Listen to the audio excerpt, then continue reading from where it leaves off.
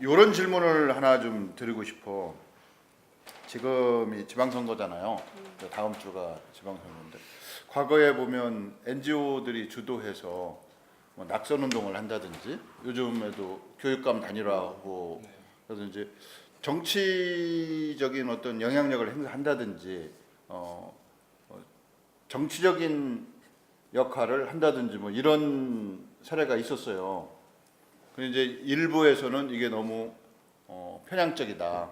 NGO들이 뭐 그런 얘기도 있고 그래서 그런 부분에 있어서 한 말씀 좀 해주신다면 김 대표가 해주시겠어요?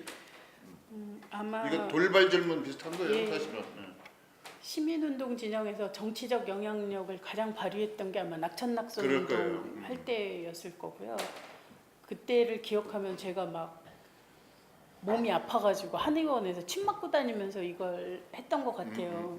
근데 이제 그 당시는 사실은 정치적 영향력이 우리 사회가 가장 강하고 정치가 바뀌어야 정말 뭐 사람들의 삶이 바뀌는데 그 패러다임 자체가 안 바뀌기 때문에 적어도 그 당시는 시민운동의 영향력이라고 하는 게 우리가 원하는 사람을 보낼 정도로 영역을 달리해서 가서 정치 영역에서 뭔가를 해라 라고 할 정도의 훈련이 된 사람도 없고 그런 힘도 없었고 그러면 되게는 못하면 안 되게는 하자라는 얘기였고 적어도 시민들이 기준을 세웠을 때 이 사람 정도는 안 되겠다라고 하는 기준을 만든 거였거든요. 사실은 그런 의미에서 저는 굉장히 의미 있는 운동이었다라는 생각이 들고요. 그것이 이어져서 인사검증의 무슨 몇 대 원칙 뭐 이런 걸로 발전된 거 아닌가요? 그렇죠. 그래서 보면 그 검증의 지표에 따라서 안 될 사람이 명확히 이제 인물이 부각됐기 때문에 사람을 구체적으로 물론 이제 검명하게 강제적인 되고, 구속력이 없기 때문에 네. 인사권자 마음대로 한 그렇죠. 그리고 그거를 시민에게 이제 돌려주는 거였던 거죠. 사실은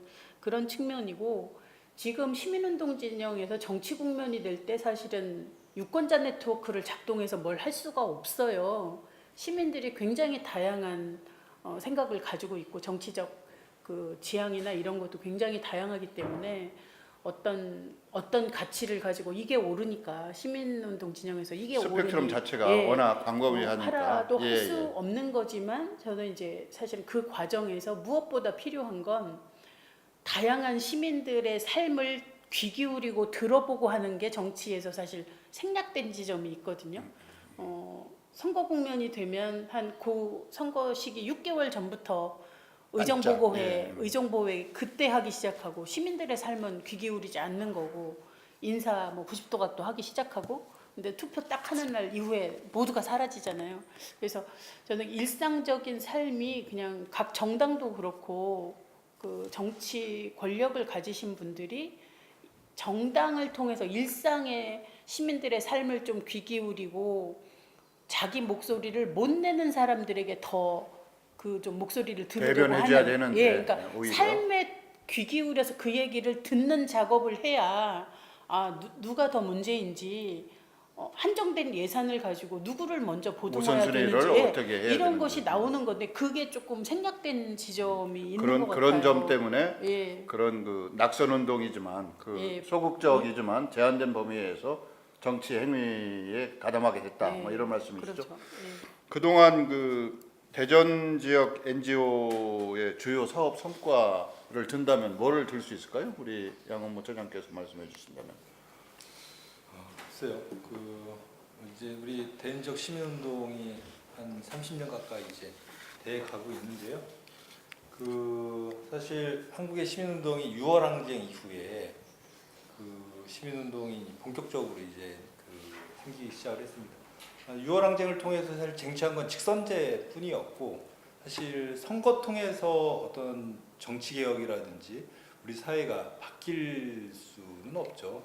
사실 그 외에도 그렇게 선출된 권력들을 감시도 해야 되고 또 행정과 협조도 해야 되고 또 행정에 또 참여도 해야 되는 많은 일들이 시민사회에 이제 본격적으로 요구됐었고 그런 과정에서 그런 시대에 맞는 시민운동이 하나둘씩 생겼는데 우리 대전 지역도 그런 과정에서 이 시민단체들이 생겼고 그동안 운동을 해왔습니다. 그래서 우리 대전시의 이 시 행정을 민주적으로 발전시키는 역할을 했다라는 것이 일반적인 좀 평가일 수 있을 것 같고요. 그리고 이제 두 번째는 우리 시민들이 그 아까 뭐 시민 없는 시민단체 이런 얘기도 했었는데요. 이제 시민단체뿐만 아니고 마을에서도 우리 그 시민들이 주민들이 마을의 일들을 가지고 뭐 협동조합이라든지 또 마을 운동단체를 만들어서 활동을 하기 시작을 했고, 또 협동조합이나 사회적 기업처럼 이제 경제적인 부분에 있어서의 어떤 그 민주화나 아니면 또 우리 지역에 꼭 필요한 공익적인 사업을 하기 시작을 했습니다. 이제 시민운동이 비판과 견제에서 이렇게 마을운동 또 지역 경제를 좀 더 다양하게 공익적 가치를 이 경제나 복지나 의료나 이런 부분에도 이제 우리 시민들 스스로의 진단과 또 이제 그런 기획을 통해서 일들을 시작을 했기 때문에 그런 지금 아직 어떤 구체적인 성과가 이제 나오고 있지 않지만 그런 과정들을 지금 만들고 있는 상황인 것 같고요. 훨씬 더 시민운동이 다양해졌고 그 시민운동의 어떤 그 이 두께가 더 두꺼워졌다라고 이제 이야기할 수 있을 것 같습니다. 그동안의 시민운동 NGO 활동이 시민 참여를 소극적이지만 자극하고 촉진시키는 역할에 머물렀다면, 그렇게 한정되어 있었다면 이제 지금의 시민운동은 하나의 주도적인 세력으로서 등장해서 직접적으로 어떤 중요한 몫을 수행하고 있다, 뭐 이렇게 봐도 되는 거네요. 네, 그렇습니다. 예. 그러니까 18년 전 첫 낙선운동이 이런 사람들은 이제 안 된다라는 경고를 하는 운동이었다면 지금 이번에는 이제 이런 사람이 그렇죠. 돼야 된다. 그렇죠. 이번에 진보 오히려 NGO 출신 누구도 나갈 수도 있고, 예를 든다면 그런 논리가 지역의 연장되면 인재를, 지역의 인물을, 지역의 일들을 지역사회가 이제 만들어내고 키우고 그런 것을 확장시키겠다라는 예. 그런 이제 방향으로 이제 발전을 한 거고요. 실제 그렇게 이제 운동이 성장을 했다라고 보면 될 것 같습니다. 그 이제 NGO의 비정부 기구의 미래의 바람직한 모습은 어떤 모습이어야 될까, 뭐 이런 고민을 많이 하셨을 거라고 생각을 하고, 또 그런 부분이 시민들과 같이 공유할 때 지지도 받고 성원도 받고 또 지속 가능하지 않을까 싶은데, 바람직한 모습을 든다면. 예, 아까 이제 대전 지역에서의 이제 NGO 예. 활동의 어떤 성과 같은 거 말씀을 예. 해주셨는데, 저는 항상 지역에서 활동하면서 내심 좀 부족하다라고 생각됐던 지점이 그런 부분이에요. 그러니까 내 삶을 변화시키는, 내가 내 삶터가 마을이 됐든 동네 단위에서 내가 부족하다고 느껴지는 그 어떤 것, 예를 들면 여성이기 때문에 돌봄의 문제가 해결되지 않고 보육이나 이런 게 문제가 되고, 아니면 우리 아이들과 내가 활동하는 여기가 안전하지 않고, 그러면 이런 것들을 사실은 그거를 느끼는 사람들끼리 모여서 문제를 논의하고 이런 부분을 좀 스스로 조금씩이라도 바꿔보자. 누구에 의존해서가 아니라, 근데 대전 지역이 부족했던 게 이제 뭐 서울의 마포구 예를 들어 성미산 마을이라든지 마을 주민들이 모여서 문제를 논의하고 그 문제를 스스로 해결하려고 하고, 이게 대변형 운동이 아니라 지역 밀착형의 마을 운동. 그래서 마을 사람들이 스스로 성장하고 역량이 커지고, 그래서 굉장히 삶이 좀 풍요로워지는, 교육이 문제가 됐을 때 그 안에서 대한교육처럼 함께 아이를 키우는 공동체 육아라든가 이런 거를 만들어낸다든지, 이런 실험들이 지역에서 굉장히 잘 실현되지 않았던 것 같아요. 근데 저희가 이제 대전 지역에서 예를 들면 대전여민회 활동을 하다가 중촌동에 아이들이 조선 가정이 많았고 제대로 된 동화책을 못 읽는 애들이 많았고, 그랬을 때 이제 회원들 중심으로 해서 중산층 주부들은 내 아이 좋은 책 읽어주기 위해서 좋은 책 읽는 엄마 모임을 해요, 동화책을. 근데 사회는 내가 좋은 책 읽어주는 내 아이만 성장하는 게 아니라 책 한 줄을 못 보는 그 아이들이 함께 성장한다는 거죠. 그래서 그러면 동네에서 어린이 도서관이라든가 이런 거 좀 만들어서 아이들과 같이 공유해보자 하다가 만들어졌던 게 어린이 도서관이 만들어지고, 이게 확대가 돼서 지금 그 마을 도서관 협의회가 만들어지고 이제 이렇게 가거든요. 그래서 저는 앞으로의 운동은 내 삶을 변화시키는 그래서 내가 부족하다고 느껴지는 것들을 서로 내가 가지고 있는 걸 통해서 나누면서 그게 함께 공유되어지고 조직되어져서 행복을 느낄 수 있는 활동으로 가는 게 운동이어야 한다라는 생각이 들고요. 모든 걸 다 가진 사람은 없지만 아무것도 안 가진 사람은 또 없는 거죠. 뭔가는 가지고 있는 게 있기 때문에 내가 가진 것을 서로 나누고 공유하고 하는, 그래서 소통과 공유라고 하는 가치를 통해서 내 삶을 변화시킬 수 있는 시민운동은 뭘까?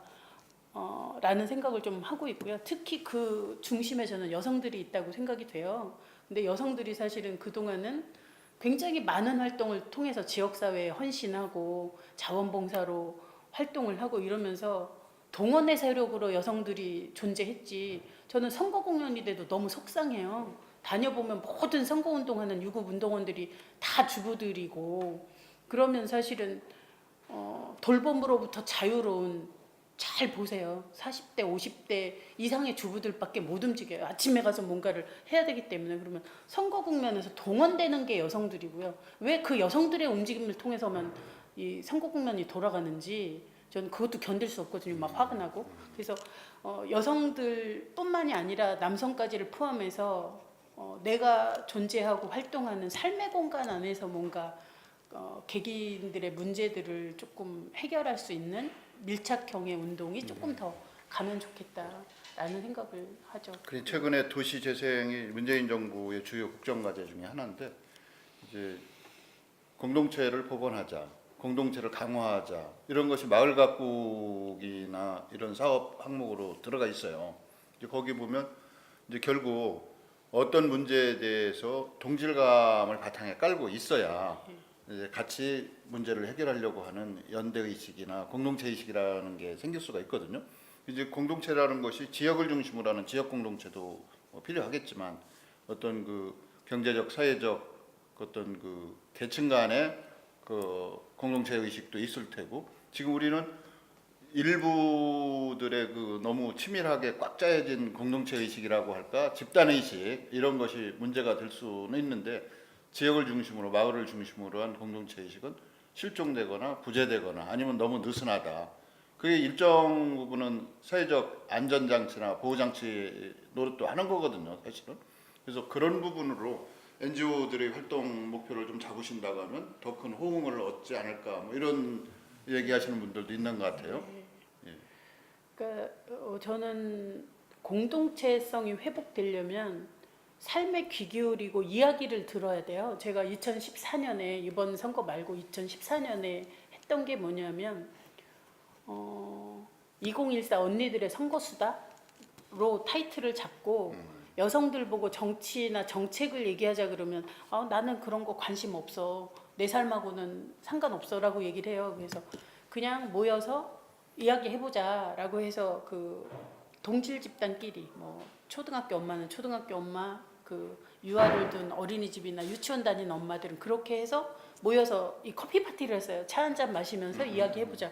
그러면 지금 뭐가 불편하고 뭐가 문제라고 얘기하는지 얘기를 해보라 라고 하니까 정말 리얼 토크가 나오는 거예요. 그러니까 굉장히 부끄러웠던 게, 시민단체에서도 정책을 생산해서 각 후보들한테 제안할 때 우리도 탁상머리에서 생각한다는 거죠. 지금 이게 문제야.